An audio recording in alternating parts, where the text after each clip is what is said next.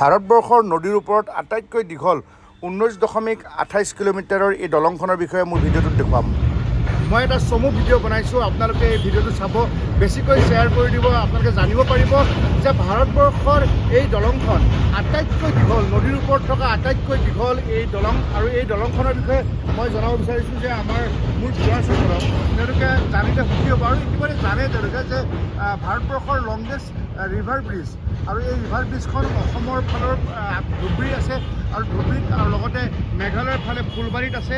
এইখন 19.28 মানে ধৰক 20 কিলোমিটাৰ দীঘল ধুবুৰী আৰু ফুলবাৰীৰ এই ব্ৰিজখন 3165.99 কৰোৰ মানে ধৰক 3200 কোটি টকা ব্যয় সাপেক্ষে এইখন এটা মেজৰ ইনফ্ৰাষ্ট্ৰাকচাৰ নিৰ্মাণ কৰিছে। আৰু এখন ঐতিহাসিক এই ব্ৰিজখন ব্ৰহ্মপুত্ৰ নদীৰ ওপৰৰ এইখন দলং, আৰু এইখন সীমান্তত ভাৰত বাংলাদেশ সীমান্তৰ যি সীমান্তৱৰ্তী অঞ্চল ধুবুৰীত এইফালে অসমৰ পাৰ্টটো হ'ল ধুবুৰী আৰু মেঘালয়ৰ পাৰ্টটো হ'ল ফুলবাৰী। গতিকে ইতিমধ্যে বহুতেই এই ব্ৰিজখন আনিছোঁ বুলি দাবী কৰে, কিন্তু যিয়েই যেনেকৈ নানক কিয় এইখন অসমৰ ভূমিত বা মেঘালয় দুখন ৰাজ্যৰ মাজৰ এখন আটাইতকৈ লংগেষ্ট ব্ৰিজ। এইখন 20 কিলোমিটাৰ দীঘল, অকল নদীৰ ওপৰতে আপুনি যাই থাকিব লাগিব। দেখিছেনে নাই কি সুন্দৰকৈ এইখন দলং এনেকৈ গৈ ইউ টাৰ্ণ হৈ গৈছে।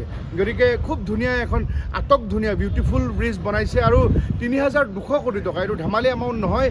আৰু ইতিমধ্যে ব্ৰিজখন 2027 চনৰ ভিতৰত নিৰ্মাণ কৰি সম্পূৰ্ণ কৰিব।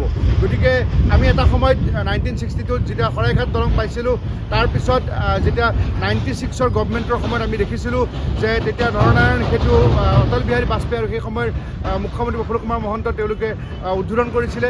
তাৰপিছত তেনেধৰণে কলীয়া ভ্ৰমণৰ দলং হৈছিলে, তাৰপিছত শৰাইঘাটৰ দ্বিতীয়খন দলং হৈছিলে। তাৰপৰা এতিয়া আকৌ দলং বনাই আছে উত্তৰ গুৱাহাটীত শেষ হ'বই আৰু কেইদিনমান পিছত।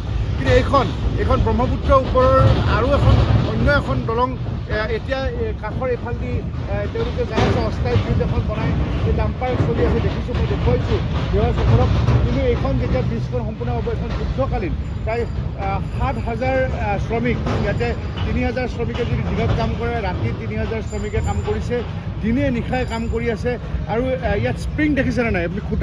খুটাত যি ধৰণে ইয়াত চাওক স্প্ৰিং আছে, এইখন সুন্দৰকৈ আপোনাৰ স্প্ৰিঙত এই দলংখন নিৰ্মাণ কৰিছে। 4 লেন হ'ব, আপোনাৰ সেইফালেও নিৰ্মাণ হ'ব। ইতিমধ্যে এটা ৱেৰ কাম প্ৰায় 60% কমপ্লিট হৈ গ'ল।